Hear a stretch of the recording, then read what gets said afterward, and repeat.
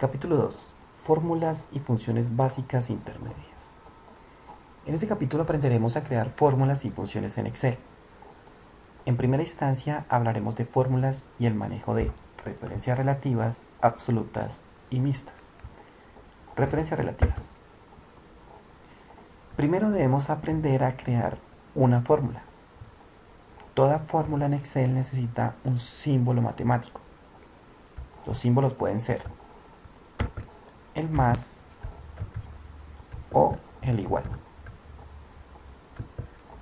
Nos ubicamos en cualquier celda de Excel. Todas las celdas son posibles calculadoras. Y vamos a empezar creando operaciones de matemáticas como por ejemplo una suma, una resta, una multiplicación o una división. Más 56 menos 78 más 56 por 45 más 34 dividido 2. Rápidamente he creado unas fórmulas con operaciones básicas de matemáticas. Las fórmulas se pueden elaborar a partir de una búsqueda y selección en la barra de herramientas.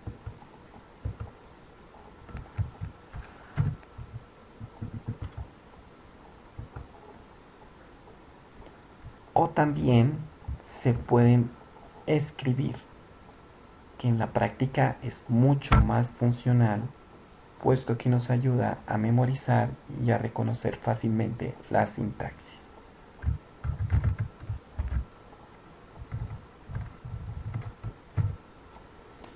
Muy bien.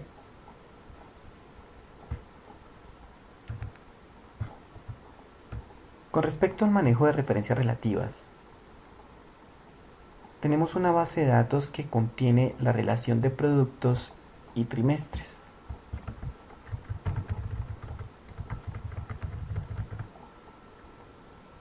Combinados entre sí por unos valores. En este caso, la celda G5 contiene un comentario.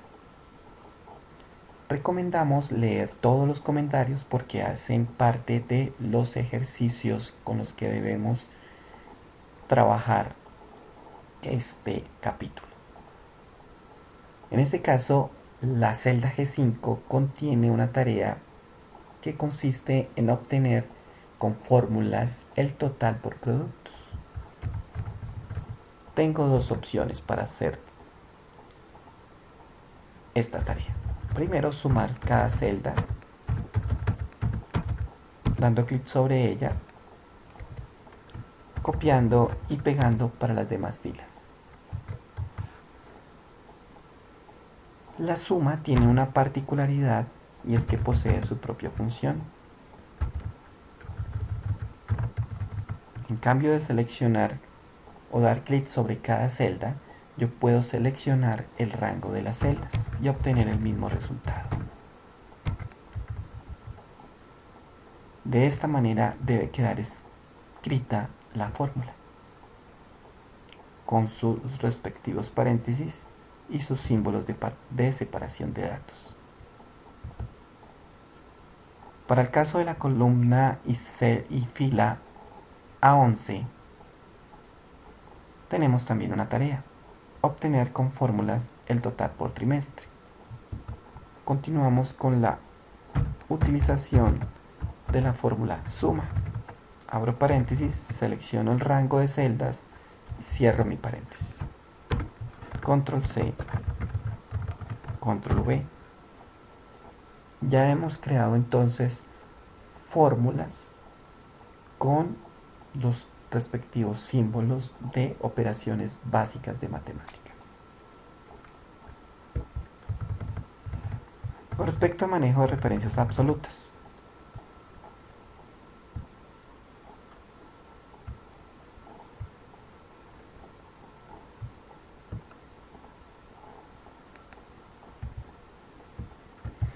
tenemos esta base de datos, una relación entre estudiantes y notas. Cada nota representa un porcentaje y debemos hallar la definitiva. Vamos a empezar. Esta celda por esta celda, más esta celda por esta celda, más esta celda por esta celda, más esta celda por esta celda. Ya tenemos la definitiva para Álvarez, combinando las notas con su respectivo peso para la definitiva. Yo podría decir que con un simple control C, control V, tendría también el mismo resultado para los demás estudiantes, pero posee un problema. Y es que hay una fila que debería ser estática, una fila que no se puede mover dentro del traslado de la operación de una celda a otra. Por lo tanto, es necesario que conozcamos el símbolo pesos. El símbolo pesos nos ayuda a dejar estática la celda que querramos. Para este caso, la fila que debe quedar estática es la 6, que contiene la variación porcentual para el cálculo de la nota definitiva. Vamos entonces a dejar estática todas las filas y columnas que contengan el número 6.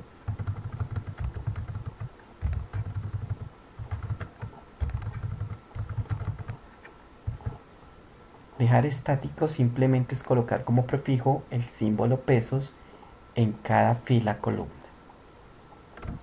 Ahora sí, control C y control V. Ya tenemos un resultado coherente con respecto a lo solicitado en esa columna.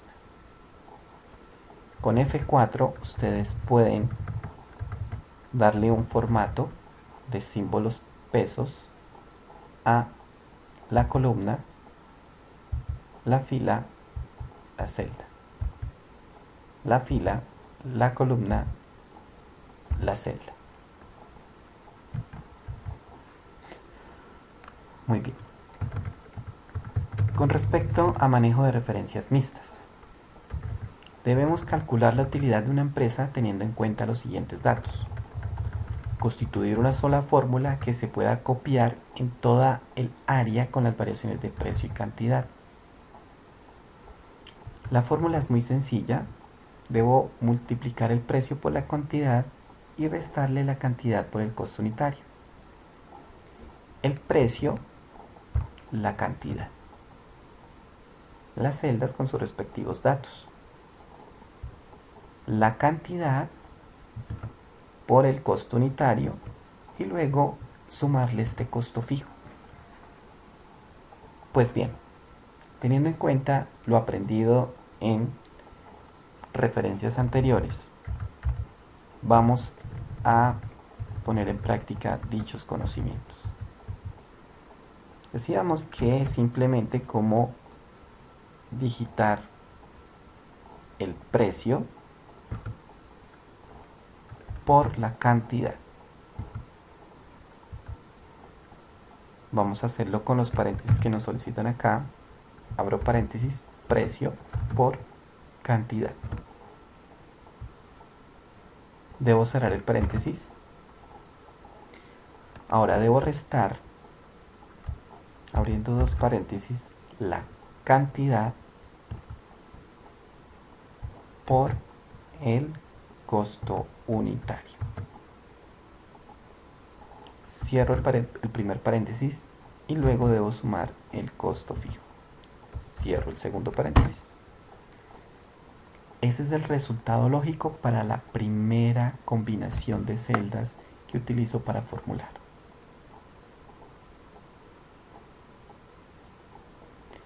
Ahora bien, yo podría simplemente copiar y pegar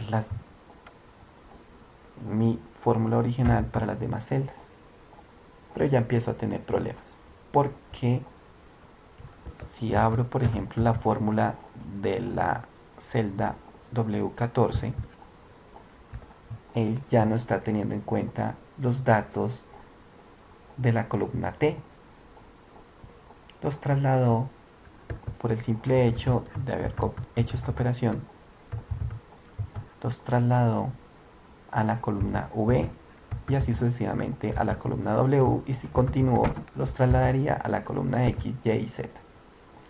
Por lo tanto, debemos utilizar lo aprendido con respecto a fijar las celdas. Vamos a fijar entonces la celda T9 para que no se pueda mover cuando yo traslade la operación de una celda a otra celda. T10 tampoco se puede mover. Pero ahí no termina todo. Resulta que cuando yo traslade esta operación hacia la parte inferior de la combinación de precios-cantidades, tampoco es posible que la fila 13 se mueva.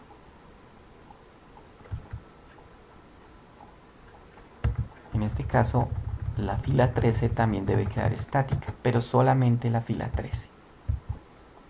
La columna U sí se debe mover.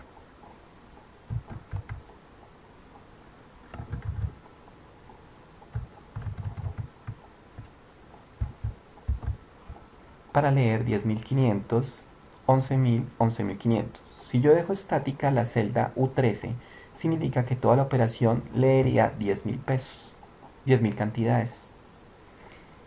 Pero realmente él debe estar leyendo las demás cantidades de acuerdo a la operación progresiva que tiene la base de datos.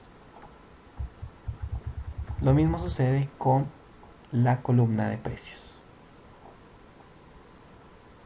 Yo debo dejar estática, en este caso, la columna.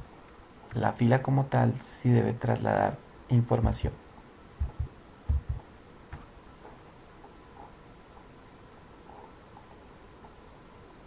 La columna no se puede mover. Sus filas sí se deben mover. Ya tengo lista la operación. Control C, Control V, Control C, Control V. Y tenemos entonces el resultado esperado. Podemos ver aquí un punto de equilibrio para cuando se vendan 10.000 unidades a un precio de 11.000. El resultado es 0.